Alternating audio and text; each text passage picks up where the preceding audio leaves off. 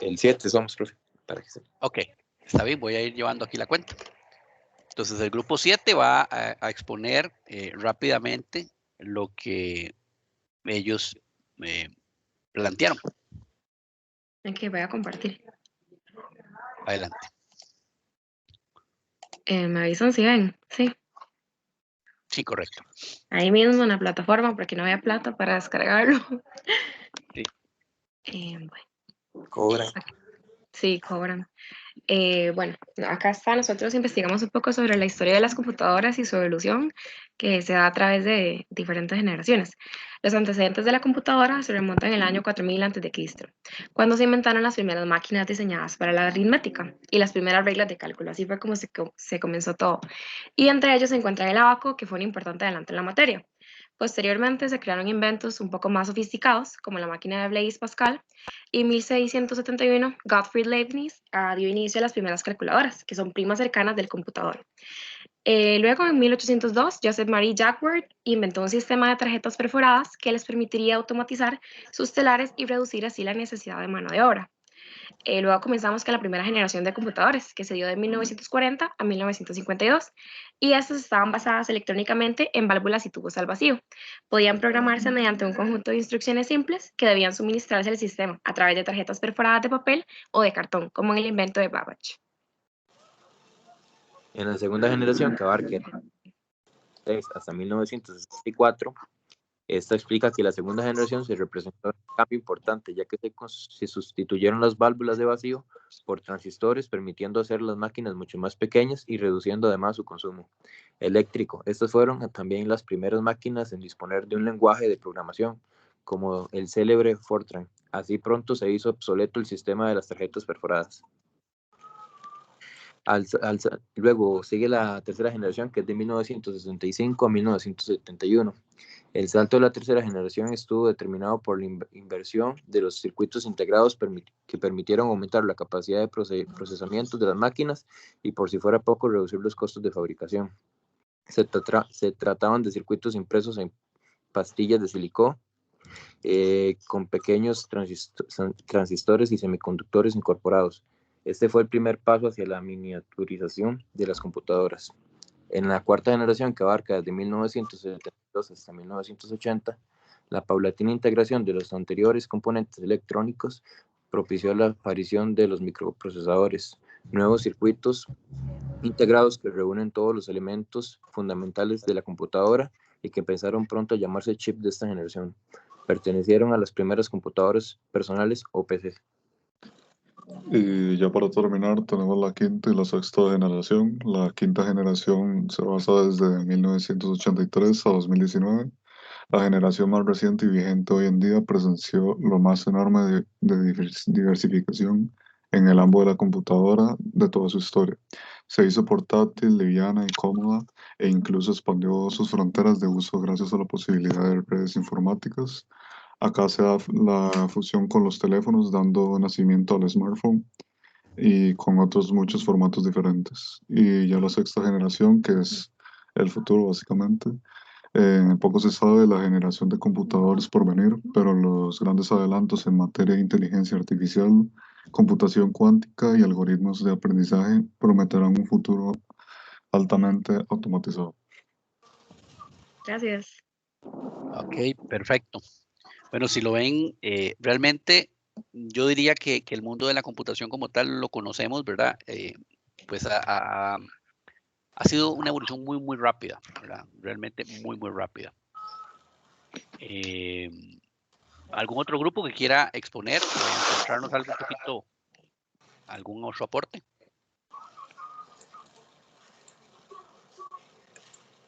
Jocelyn quiere, yo sé.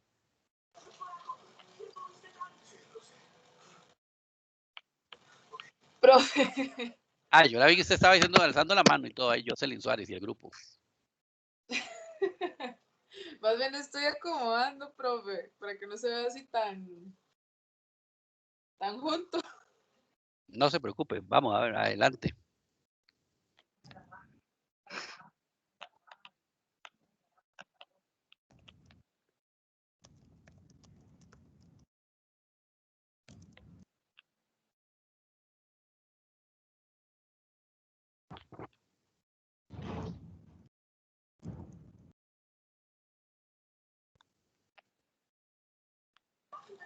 Ok, profe, deme un chancecito para compartir la pantalla. Ok, perfecto.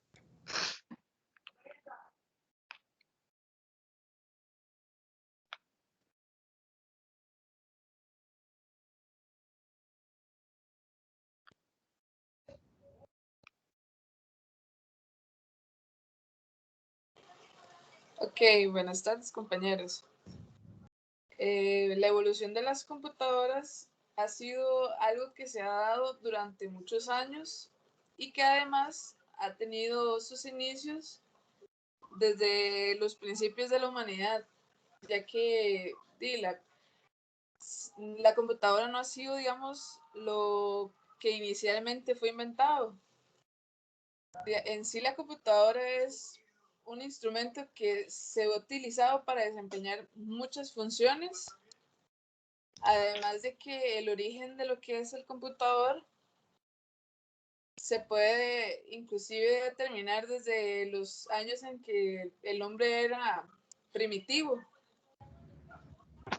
Algunos ejemplos de esto es cuando se ponían a contar con algún utensilio, como aquí se puede mencionar como pajillas o piedras.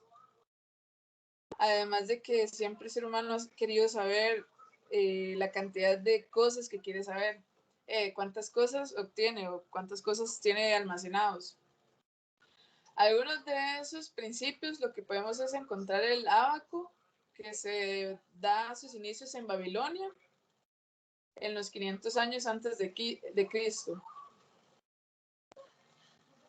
Además, algo un poquito más nuevo que lo que es el ábaco sería la calculadora Pascal, que de hecho Pascal es el padre de los problemas, muchas cosas de programación también. De hecho, aquí podemos ver lo que es la calculadora Pascal. También podemos encontrar lo que es una máquina de multiplicar,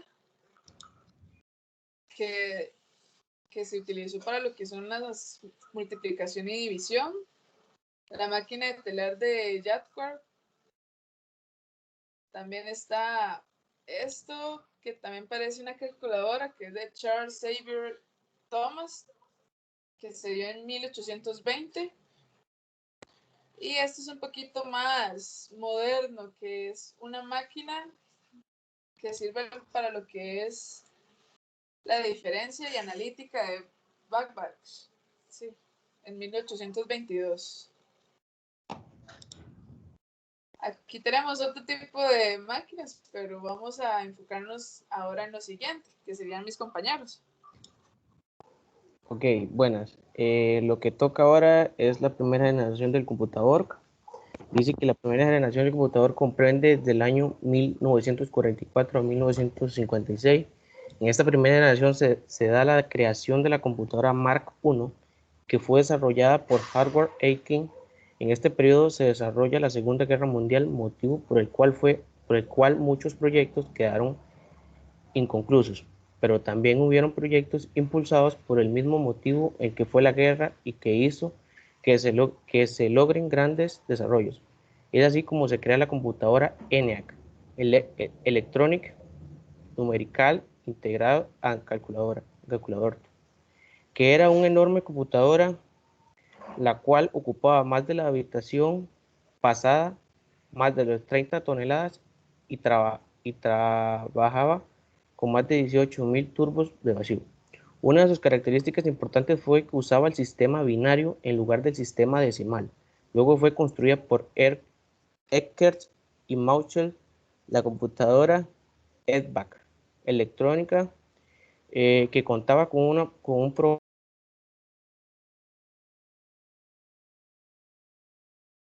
viendo los resultados obtenidos previamente.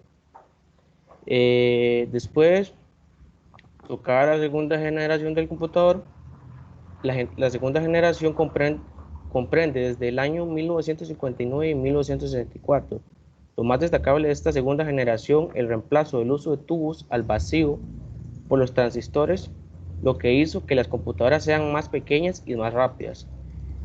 En esta segunda generación se reemplaza el lenguaje de máquina por el lenguaje ensamblador. Se crearon lenguajes de alto nivel como el COBOL y el Fortran. Además, por el almacenamiento de la información, se comenzaron a usar cintas magnéticas. Aunque en esta generación se disminuye el tamaño y aumenta la velocidad, aunque las computadoras significaban un considerable costo para las empresas. Esa sería mi parte y le toca al otro compañero. Bueno, Ok. eh, bueno, sí, la tercera generación va del 64 al 71. El mayor logro de esta generación es el uso de circuitos integrados.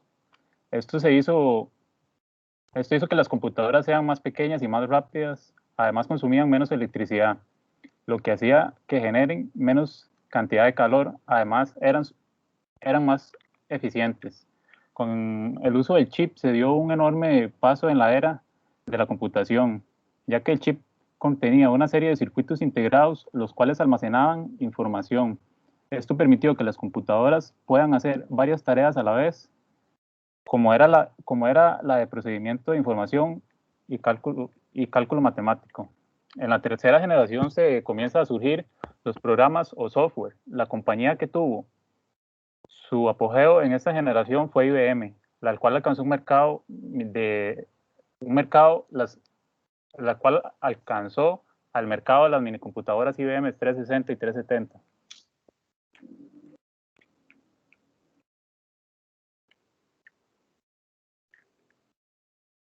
Y en el año 1970 IBM colocó una unidad de disquete a su computador modelo 3740. Con esto se incrementó la capacidad y el acceso y la velocidad de información. Sería la cuarta generación.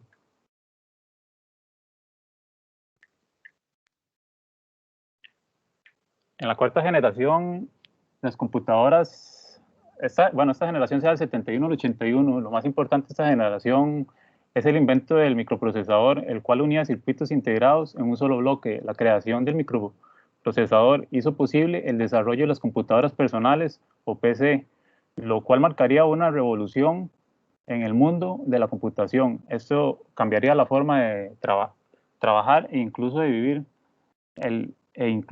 vivir de muchas personas hasta la actualidad.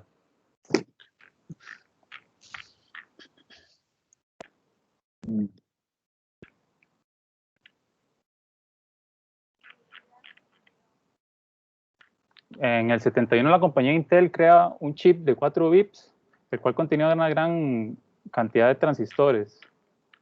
Esta generación de computadoras aparecen en las primeras microcomputadoras, las cuales fueron fabricadas por la compañía Apple e IBM. También se incorpora en esta generación el desarrollo de software orientado tanto para adultos como para niños. Es aquí donde se da inicio a MS-2, Microsoft DISC Operation System o disco operativo de sistema. Asimismo, se da la revolución en el desarrollo del hardware.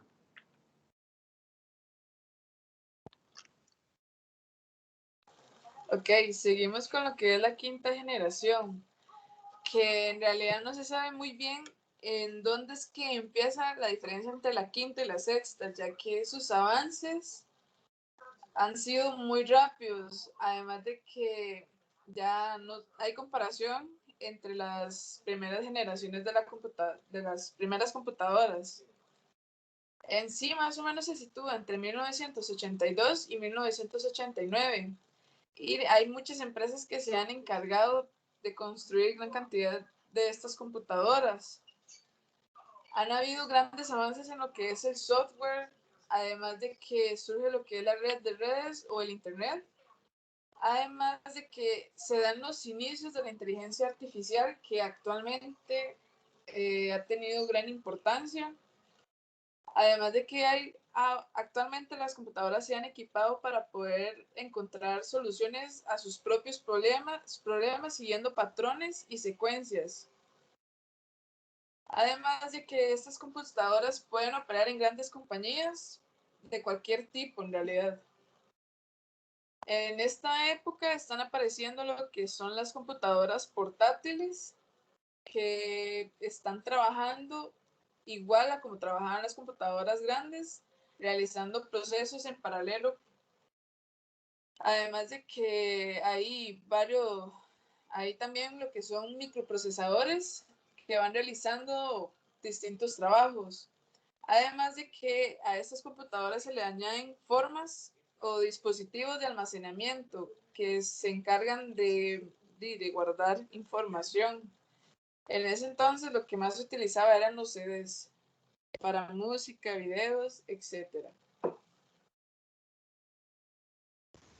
Bueno, la sexta generación del computador se da a partir de 1990 hasta la fecha. En los últimos años hemos venido viendo que las computadoras ahora son más pequeñas, son más versátiles. Ahora el Internet es una herramienta indispensable en los centros laborales como el hogar. Casi el 90% de la población hace el uso del Internet por lo consiguiente de una computadora. Ahora vemos que el costo de una PC es relativamente bajo, así como el de una laptop. Las computadoras de ahora vienen trabajando con una arquitectura paralela, vectoriales, perdón, lo que hace que sean muy rápidas. Pueden almacenar una cantidad enorme de información. Hablamos de terabits. Ahora las computadoras prácticamente toman decisiones propias, alcanzando casi la misma del ser humano. Tenemos computadoras táctiles que casi no ocupan espacio en el hogar y en el trabajo. También con diseño holográfico, lo cual ha evolucionado en el mercado de la informática. Estamos entrando en una era donde las computadoras pueden desarrollar capacidades casi similares al ser humano. Ya hemos visto robots que pueden jugar un encuentro de fútbol. Esperamos que el avance de la tecnología en el mundo de la información y la computación nos facilite más las cosas así como hasta ahora lo viene haciendo. En la actualidad la informática utiliza satélites, fibra óptica, inteligencia artificial, lo cual hace que el desarrollo en estos campos sea enorme. Estamos frente a un avance sin precedentes y pensar que todo esto comenzó en un simple tabla de abaco en la antigüedad. Creo que eso sería de nuestro grupo, profesor. Ok, perfecto. Me gustaría escuchar a un tercer grupo, pero bueno, le van ganando, las damas fueron las que se ofrecieron primero, entonces le van ganando algunos caballeros, algún grupo de caballeros. Adelante. Especialmente si hay algo adicional a lo que ya hemos estado hablando, ¿verdad? Grupo 5, entonces, adelante. Buenas noches a todos. Ya voy a compartir aquí la pantallita, nada más. Ok.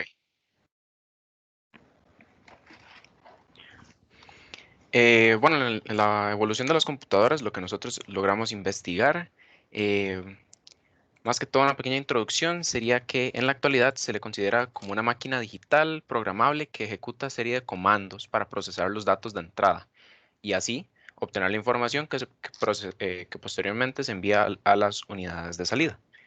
Pero hay que remarcar que anteriormente los computadores no iban a ser máquinas digitales, sino todo lo que era una herramienta analítica para cuantificar. En el caso del ábaco, que fue en el 3500 BCE, tenía origen griego y romano. Usualmente fue usado para poder cuantificar las cosechas y poder hacer medidas de tiempo básicas, como lo que eran sumas y restas o las pequeñas multiplicaciones. Después de ese, hubo una gran,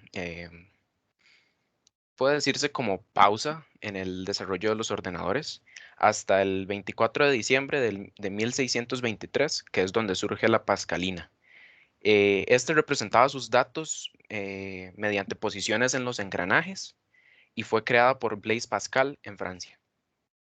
Después de el 7 de julio de 1823 surge la máquina analítica. Fue creada por Charles Babbage.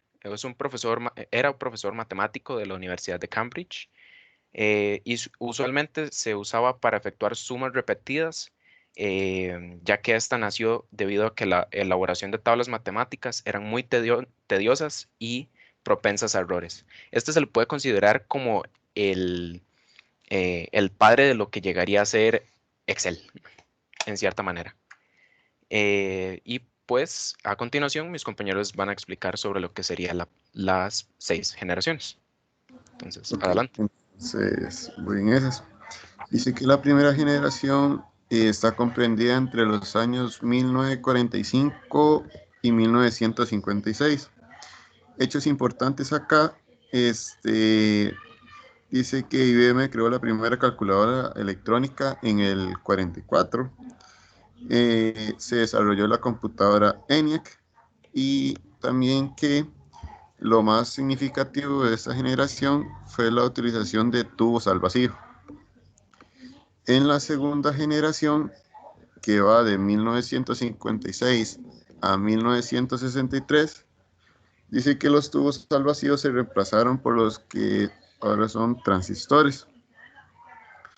Igual se reemplazó el lenguaje máquina por un lenguaje ensamblador y se crearon algunos lenguajes como el COBOL y el Fortran, y se diseñaron computadoras más pequeñas, rápidas y eficientes.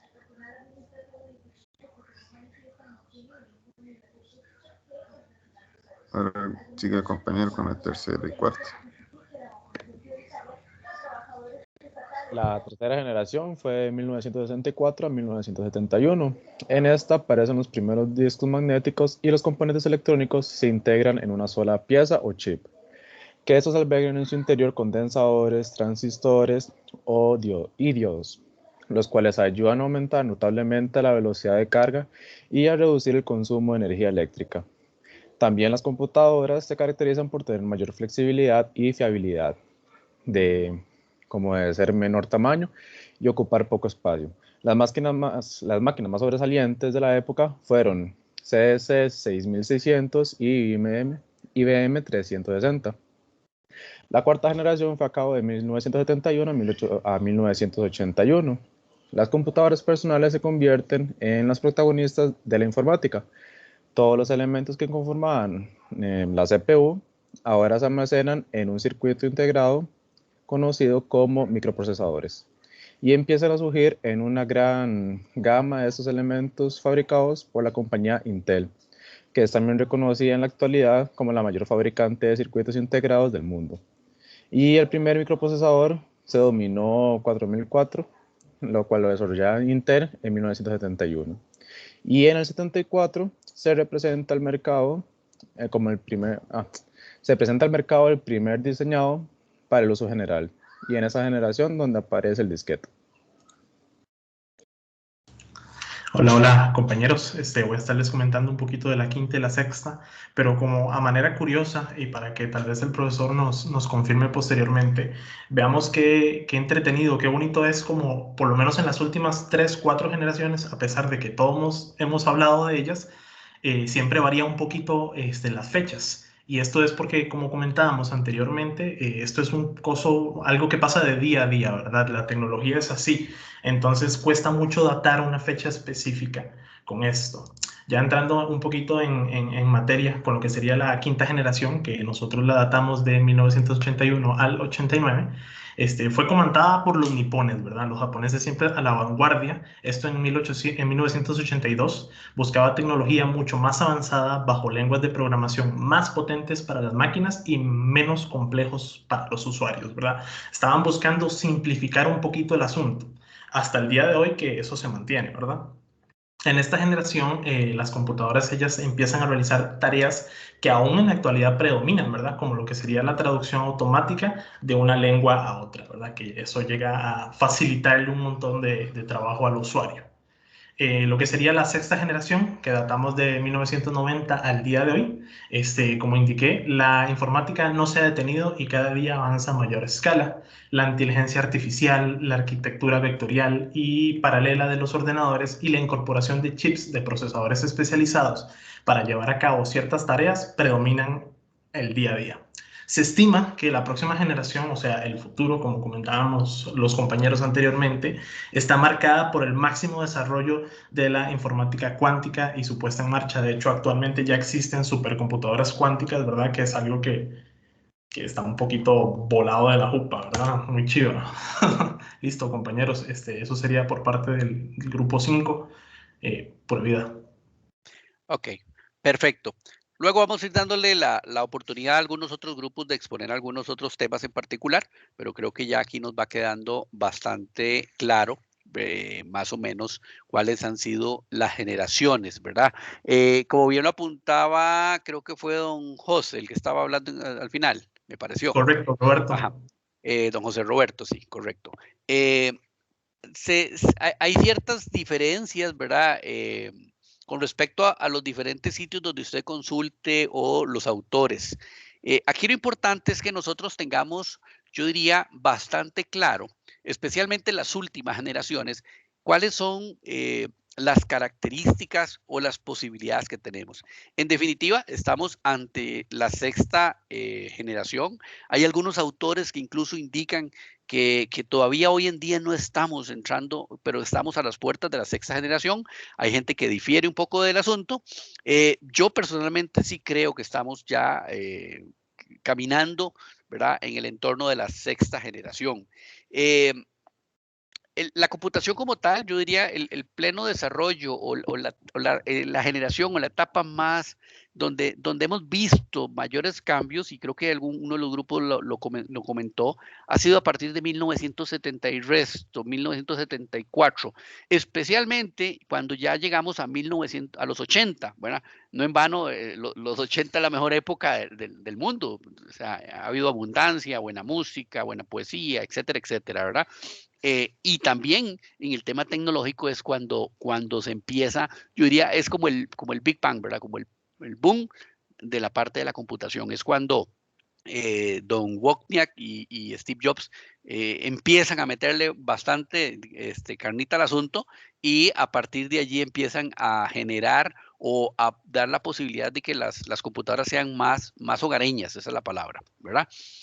Hoy por hoy, pues todos tenemos claro el tipo de equipos ¿verdad?, que podemos tener. Yo siempre hago una referencia y les comento a mis alumnos, especialmente a los que tienen un poquito menos de experiencia en ese tema, ¿verdad? Que bueno, que incluso el smartphone más barato que pueda encontrar en el mercado tiene muchísima más capacidad que la primera computadora que yo tuve. Mi primer computadora que yo pude adquirir fue en 1992, si no me equivoco. Era una X386, tenía la gran cantidad de RAM de 2 megas, ¿verdad? 2 megas, ojo, por aquello que la gente está muy acostumbrada a hablar de gigas, ¿verdad? 2 megas de RAM, 2 megabytes de RAM. Me acuerdo que tenía un botoncito que decía turbo, y entonces eso lo subía como a 10, ¿verdad? No, mentiras. Corría, si no me equivoco, como a 20 megahertz. Y usted le ponía un botoncito y subía como a 40 megahertz, ¿verdad? Era una rapidez y una memoria RAM, bueno, exorbitante. Tarjetas las tarjetas madres, ¿verdad? Eran otro mundo. Recuerdo que en definitiva era una de estos, ¿verdad? Ni siquiera se nos ocurre pensar que era una portátil. Y empezaba yo a trabajar para el Banco Nacional. Entonces me empezaba a dar ya había dado mis primeros pasos en computación, y tuve la suerte de que gracias a eso tuve la posibilidad de subir un poquito en el banco, pues yo diría bastante rápido. También eran otras épocas. Yo entré al Banco Nacional como misceláneo, y pronto seguro era muy mal misceláneo, entonces me pusieron a atender público, y vieron por ahí a alguien que tenía algunas facultades o algunas características como para utilizar las computadoras, y habían llevado precisamente a la oficina donde yo laboraba una computadora, y tenía como un año estar en una caja tirada abajo de un escritorio. Yo la pude sacar, la empezamos a trabajar, y en conjunto con otro compañero que la verdad era bastante inteligente para la época, porque no había, digamos, no había capacitación, pues no había lo que hay hoy, ¿verdad? No existía internet, etcétera, etcétera, por lo menos no al alcance de las personas, tan fácil como el día de hoy. Y entonces echamos a andar la primera computadora y pues el resto es historia. Pudimos salir adelante en algunas cosas y pues cada uno siguió su camino, etcétera, etcétera. Pero mi primer computadora, repito, monocromática. Después pude comprar una tarjeta de video que me daba 16 colores y era toda una genialidad. Internet ni soñar, Internet empecé a verlo hasta que empecé a ir a la universidad a estudiar sistemas, como en 1994, 5 creo, y tuve la oportunidad de ver de tener mi primer acercamiento a Internet. Antes de eso, había escuchado, había leído en los periódicos cuando había un término muy interesante, es que aquí todos están muy jóvenes, pero antes se hablaba de surfear en la web. Y entonces cuando encendí la primera vez el modem, me conecté a internet, salía un browser que se llamaba Netscape y de pronto me quedo viendo nada más un cursor, ¿verdad? Que parpadeaba en la pantalla y decía Yahoo. Y eso era todo. Entonces, se podrán imaginar lo que puede uno ver en esos años y con respecto a lo que tenemos hoy. Pero bueno, lo importante es que ya tengamos claro básicamente cuáles han sido nuestras generaciones a nivel de computación, a nivel de tecnología, a nivel de computadoras. ¿Por qué? Porque necesitamos saber de dónde venimos realmente, ¿verdad? A veces eso no nos ocurre tan fácilmente. ¿Hay alguna duda hasta aquí? Todo bien, profe. Ok, creo que es bastante sencillo el tema, ¿verdad?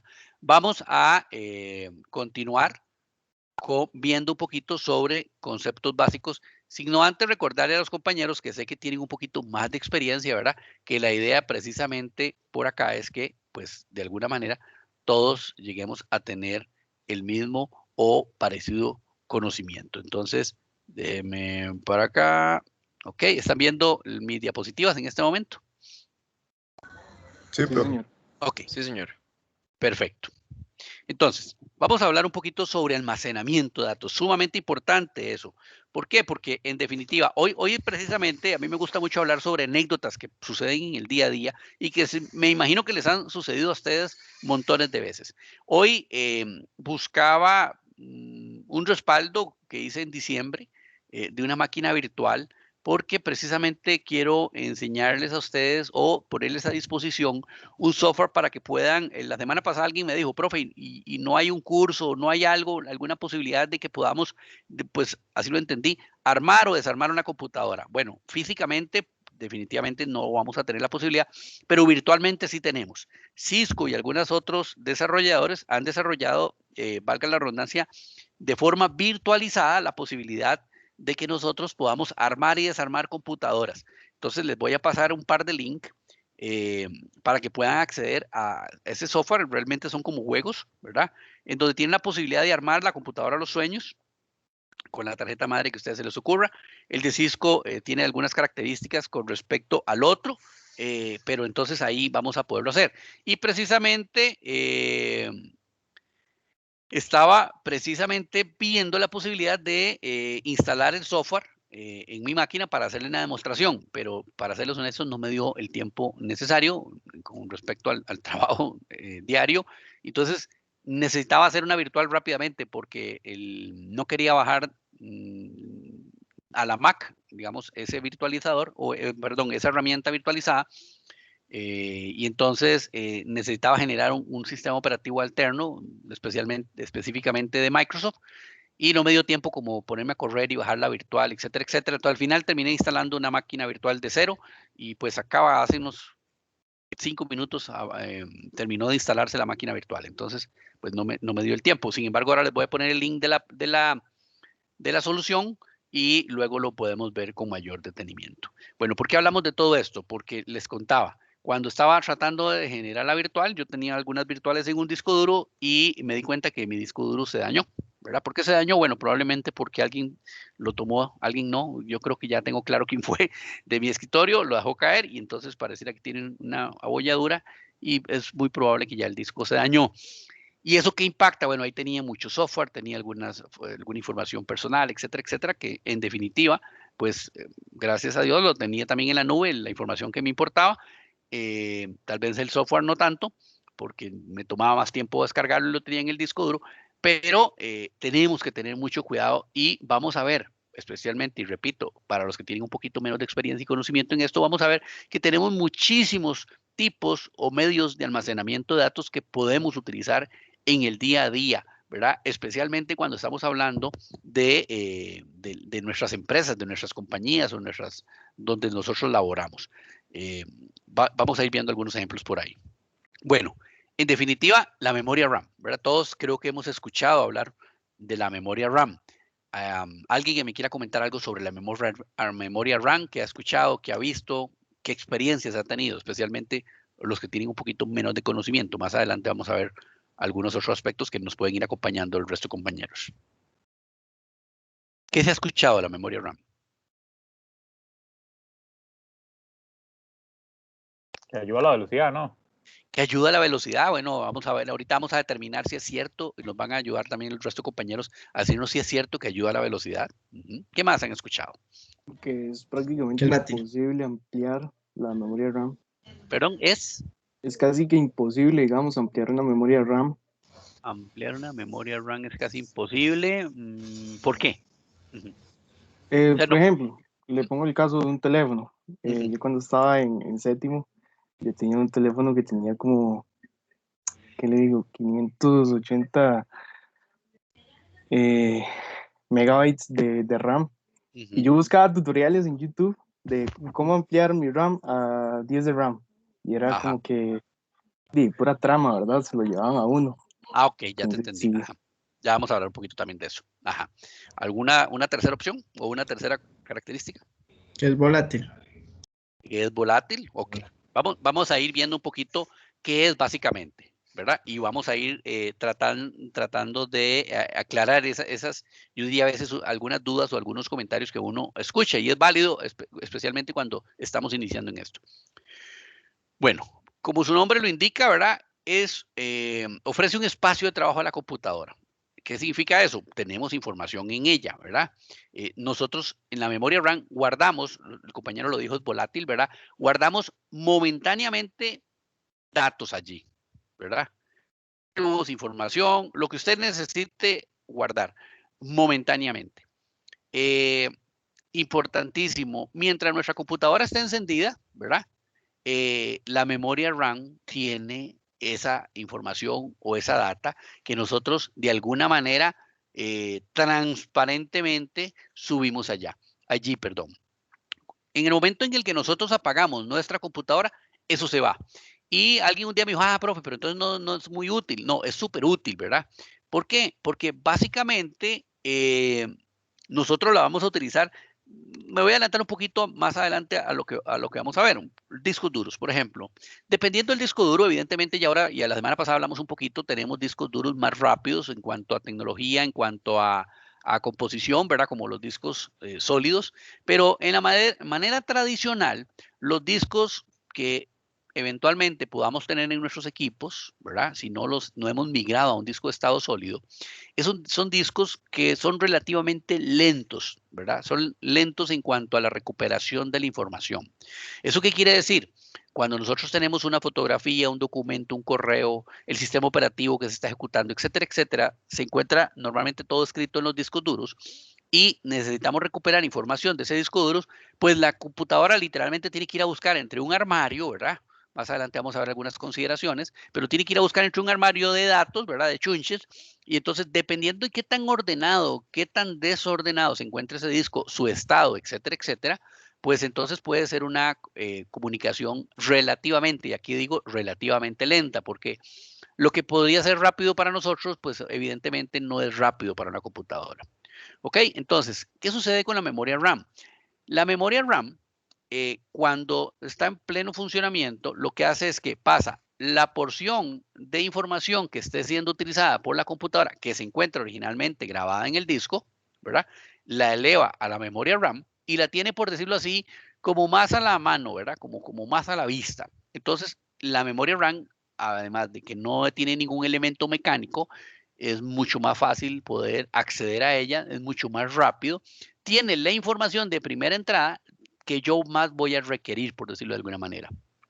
¿Cuál información? Bueno, de diferente índole, la que el sistema operativo requiera, la que nosotros de alguna manera hemos invocado, hemos buscado, hemos leído, etcétera, etcétera, la que nuestros servicios, los diferentes servicios de nuestro computador vayan requiriendo, etcétera, etcétera. Ahora, el compañero decía por ahí, es prácticamente imposible hacerla crecer. No es tan difícil, por ejemplo, dependiendo mucho del dispositivo. Si usted me pregunta a mí si voy a tratar de incrementarle o comprar memoria RAM para un dispositivo móvil como un smartphone, yo le diría no gaste su dinero, ¿verdad? Mejor compre un dispositivo móvil nuevo. ¿Por qué? Porque yo pienso que no, personal, ¿verdad? No valdría la pena, número uno. Número dos, habría que ver si el dispositivo como tal lo va a permitir, número uno. Número dos, la memoria RAM sí se puede ampliar en nuestros equipos en condiciones normales. Evidentemente, todo tiene un pero, ¿verdad? Y ese pero es costo versus si existe la posibilidad de hacerle un upgrade a nuestros equipos, ¿verdad? Hay equipos que ya vienen un poquito limitados, o por ejemplo, si alguien me dice a mí, bueno, es que yo tengo 128 de RAM y quiero subir a 256, habría que ver si mi dispositivo como tal lo permite, ¿verdad? Va a depender mucho. En el caso de las desktop es más sencillo incrementar las memorias RAM porque los slots pues, nos permiten mayor cantidad de memoria para incluir, tanto la parte física como la parte, digamos, de la capacidad como tal. Entonces, va a depender mucho. La palabra es depende cuando quiero hacer esos upgrades, ¿verdad? A veces también es importante, por ejemplo, si la máquina a veces se nos pone un poquito lenta, tenemos la posibilidad, pues, de alguien una vez un técnico me decía, no hay nada mejor que un botonazo o que un reiniciar, ¿verdad? Bueno, yo no soy de ese criterio, pero sí es es un mecanismo muy fácil, ¿verdad? Simplemente cuando yo reinicio mi computador, pues probablemente no, estoy limpiando la memoria RAM y existe la posibilidad de que mi máquina pues se aligere un poco. También es cierto y me gustaría que me desmientan o me digan alguna otra opinión contraria, los compañeros que tienen un poquito más de experiencia, también es muy importante valorar en el momento en el que mi máquina se está empezando a poner lenta, habría que valorar, si bien es cierto, liberando la memoria RAM puede ser que me agilice un poco, también es cierto que hay que revisar el por qué mi memoria RAM realmente se está saturando, ¿verdad? Puede ser que haya algún problema en el sistema operativo, puede ser que no sea la memoria RAM, habría que determinar, por ejemplo, cuánto de uso se está consumiendo en ese momento, puede ser una mala configuración, pueden ser muchas cosas, etcétera. ¿Algún comentario que deseen hacer por ahí? Sí, en este caso yo quisiera hacer un comentario. Adelante. Una vez nos pasó a mí y a un compañero que se estaba reportando un disco duro malo o aumentar memoria RAM. Y realmente no era lo que pasaba, era un proceso genérico de Windows 10 que estaba consumiendo prácticamente todos los recursos. Y por ende, la mayor cantidad de memoria RAM. Claro, probablemente o alguna mala configuración realizada o por alguna razón, correcto, o por alguna razón estaba dando ahí.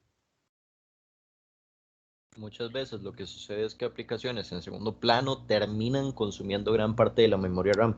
En lo personal, la computadora anterior que yo tuve, le sucedió eso, que constantemente aplicaciones que tenía en segundo plano terminaban consumiendo completamente la memoria RAM.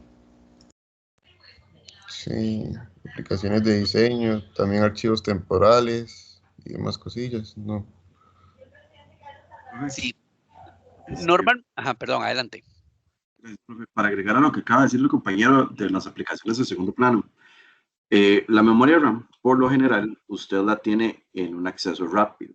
La máquina lo que trabaja es que si usted tiene 2 gigas en su memoria RAM, ella tiene que presentarle a todo proceso esos 2 gigas.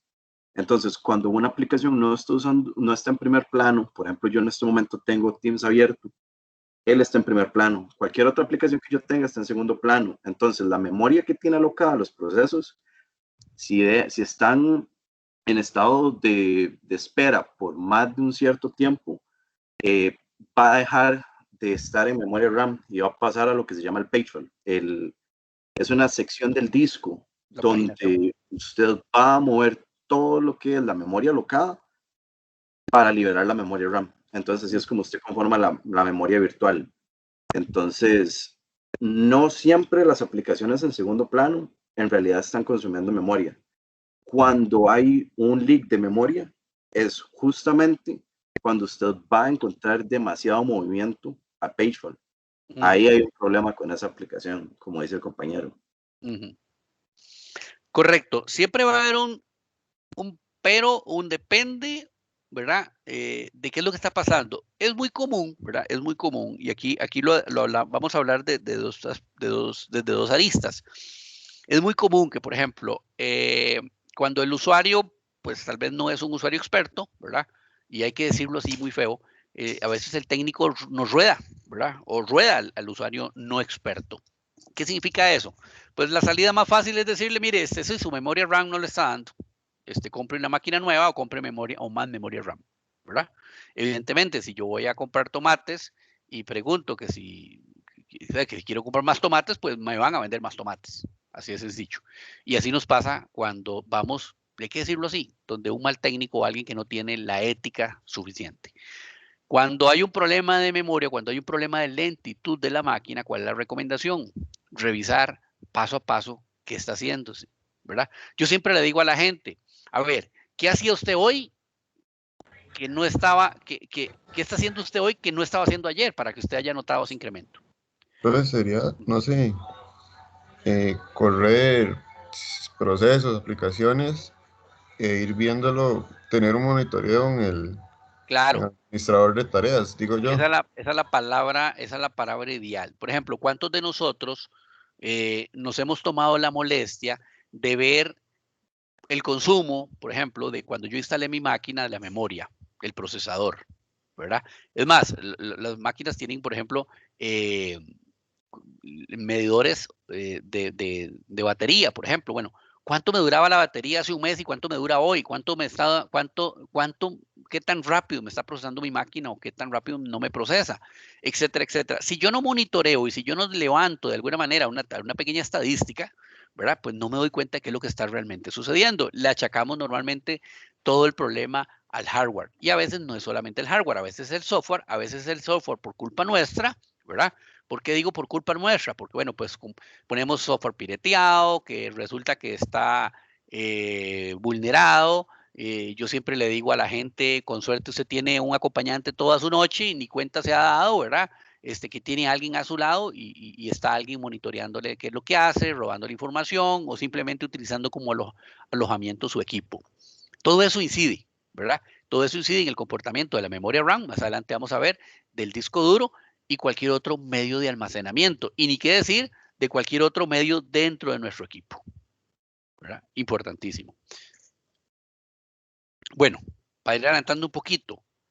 Ah, caray, son las 7:32. Uf, qué rápido pasa. Vamos a hacer un break aquí. 7:32. Retornamos dentro de 15 minutos y seguimos viendo la parte de tipos de almacenamiento y algunas cosas sobre arquitectura. Ok, perfecto. Listo, profe, pero ya. Volvemos en 15 minutos. Listo, profe. Listo.